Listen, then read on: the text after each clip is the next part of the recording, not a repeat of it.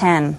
And KMEG 14's Jordan Furby met with Iowa Governor Terry Branstad as he visited Sioux City for the first time since the action plans were put into place. He joins us live now from the KMEG 14 Control Center. Jordan? Yeah, Michelle, volunteers were filling up sandbags at long lines early this morning, and I'd estimate by the time I got there, they probably had filled over 1,000. Now, earlier today, these same volunteers were visited by a very special guest. Iowa Governor Terry Branstad made his way to Sioux City today to get a first-look hand at the relief efforts. Now, Governor Branstad visited with both local leaders and then met with students and volunteers from East High School at long lines as they were busy filling sandbags that would be distributed not only to Dakota Dunes, but all areas being affected by the flooding.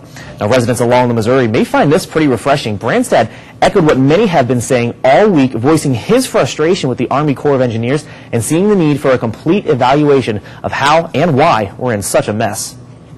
But this is the worst situation I've ever seen, and it's kind of frustrating. And obviously, we've seen the situation on the Mississippi River much earlier, and I think the Corps handled that better from what I've been hearing from the people in this area, the way the Corps has handled the situation in the Missouri. So we need to really have a total evaluation of that. And we certainly don't want to see any increase in the release because it's causing some severe problems. Governor Branstad went on to say that the Iowa Department of Homeland Security is the state's most important agency in dealing with the flood.